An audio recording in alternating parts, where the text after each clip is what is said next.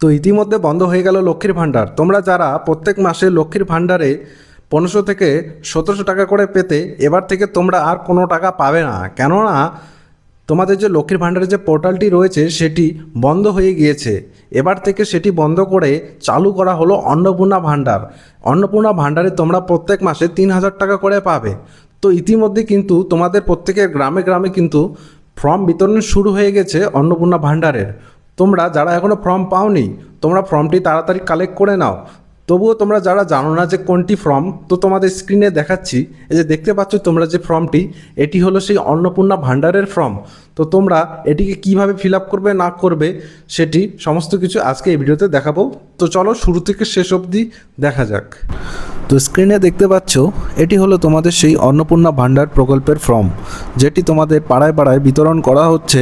তো তুমি তোমাদের নিজস্ব এলাকার যে বিজেপি কর্মী রয়েছে তাদের কাছ থেকে ফর্মটি কালেক্ট করে নিয়ে এসে সেটিকে পড়ে দেখবে। অন্নপূর্ণা ভাণ্ডার প্রকল্পর এটি হলো একটি আবেদন ফর্ম। তো এই রকম থাকবে তোমাদের সেই ফর্মটি, যেখানে লেখা থাকবে মাসে 3000 টাকা করে দেবে। তো নির্দেশিকাটি দেখে নেবে ফর্মটি ফিল আপ করার আগে, যে সেখানে লেখা আছে এটি বড় হাতে ফিল আপ করতে হবে আর সঠিক তথ্য দিয়ে। তো প্রথমে আবেদনকারীর ব্যক্তিগত তথ্য চাচ্ছে। তো তোমার যে ব্যক্তিগত তথ্যগুলি সেগুলি এখানে দিয়ে দেবে। আবেদনকারীর নাম, তোমার যা নাম রয়েছে সেটি এখানে দিয়ে দেবে। এরপর জন্মের তারিখ, তো তোমার যা জন্মের তারিখ রয়েছে তার দিন, মাস ও বছর অনুযায়ী সিরিয়ালে এখানে বসিয়ে দিবে। এরপর লিঙ্গ বসাবে। তুমি যদি মহিলা থাকো তাহলে মহিলা বসাবে, তার পুরুষ থাকলে পুরুষ, আর অন্যান্য থাকলে অন্যান্য বসিয়ে দেবে। এরপরে তুমি তোমার সম্পূর্ণ ঠিকানা এখানে বসিয়ে দেবে। এরপর তোমার গ্রামের ওয়ার্ডের নাম, পোস্ট অফিসের নাম, থানার নাম, ব্লক বা পৌরসভার নাম, জেলার নাম এবং পিনকোড এটি বসিয়ে দেবে। এরপরে তুমি তোমার স্বামীর বা পিতার নাম এখানে বসাবে, তার বয়স কত সেটিকে এখানে বসাবে। এরপর তুমি বিবাহিত না অবিবাহিত না বিধবা, যেটি তোমার বর্তমান বৈবাহিক অবস্থা সেটি বসিয়ে দেবে। তো তারপর ডান দিকে ও বাঁ দিকে দুই দিকে দেখবে মোবাইল নাম্বার এবং আধার নাম্বার, সেটিকেও সম্পূর্ণভাবে বসিয়ে দিবে। তো এরপর নিচে এখানে পরিবার সম্পর্কিত তথ্য যাচ্ছে। তো এখানে তোমার পরিবার সম্পর্কিত যা তথ্য রয়েছে সমস্ত বসিয়ে দিবে। পরিবারে তোমাদের সদস্য কয়জন রয়েছে সেটিকে বসিয়ে দাও। এরপরে তোমার রেশন কার্ড নাম্বার বসিয়ে দাও। বিপিএল কার্ড বা অন্তর্দয় কার্ড যদি থাকে সেটির নাম্বার বসিয়ে দাও, না থাকলে দরকার নেই।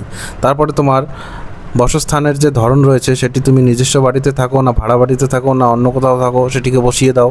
তারপরে বর্তমানে তুমি কি কোনো কাজ করো, পেশাতে কি যুক্ত আছো হ্যাঁ কি না সেটি বসিয়ে দাও। এরপর তোমাদের পরিবারে মোট বার্ষিক আয় কত রয়েছে সেটি বসিয়ে দিবে। তারপর তোমাদের কি ধরনের রেশন কার্ডটা রয়েছে, AYY, PHHH, SPHHS, তো কোনটি রয়েছে সেটি বসিয়ে দিবে। তারপরে দেখবে তোমাদের মাসিক আয়, তো মাসিক আয় তোমাদের বার্ষিক আয় যত হবে সেই অনুযায়ী তোমাদের মাসিক আয়টি এখানে বসিয়ে দেবে। তারপরে দেখবে তোমাদের ব্যাংকের অ্যাকাউন্টের তথ্য চাচ্ছে। এই জায়গাটা খুবই ইম্পর্টেন্ট জিনিস, তোমাদের ব্যাংক অ্যাকাউন্টের তথ্য একদম সব অ্যাকুরেটভাবে দেখে দেখে সব বসিয়ে দেবে। ব্যাংকের নাম লিখবে, এখানে কি ব্যাংক রয়েছে, বেশিরভাগ পারো তো স্টেট ব্যাংক দিয়ে দিও। আর তারপরে তোমার অ্যাকাউন্ট নাম্বারটি ভালোভাবে দেখে দেখে বসিয়ে দাও।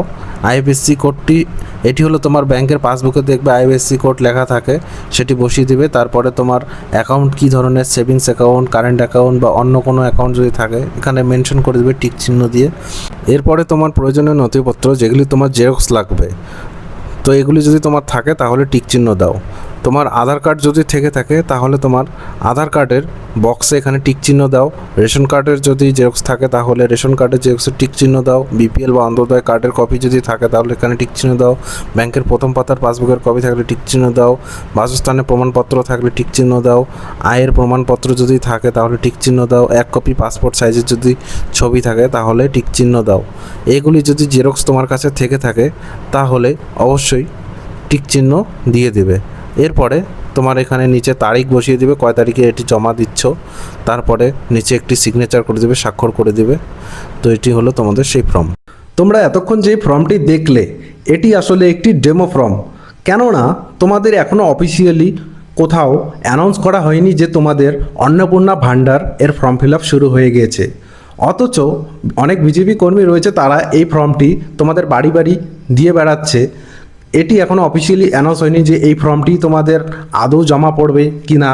তো তবুও তারা বলেছে যেহেতু করতে, তোমরা অবশ্যই ফর্মটি ফিল আপ করে জমা দিয়ে দিও, কেননা কোনো ঠিক নেই, হয়তো এটিই জমা পড়তে পারে অথবা নতুন আরেকটি মডেল আসতে পারে ফর্মের। এখন কী রকম পদ্ধতি হবে না হবে সমস্ত কিছু আমি তো জানাবই। আর যদি তোমার কোনো সমস্যা হয় তাহলে আমার এই কমেন্ট সেকশনে অবশ্যই জানিও, তাহলে তোমার কমেন্টটি আমি পুরোপুরি রিপ্লাই দেওয়ার চেষ্টা করব। আর চ্যানেলটিকে অবশ্যই সাবস্ক্রাইব করে রেখো, কেননা এরকম নতুন নতুন আপডেট কী হবে না হবে সমস্ত কিছু আমি জানাতেই থাকবো তোমাদের। অবশ্যই চ্যানেলটিকে সাবস্ক্রাইব করে পাশের বেল আইকনটি প্রেস করে রেখো। তো আজকে ভিডিও থেকে বিদায় নিলাম, টাটা বাই বাই, নতুন কোনো ভিডিওতে দেখা হচ্ছে।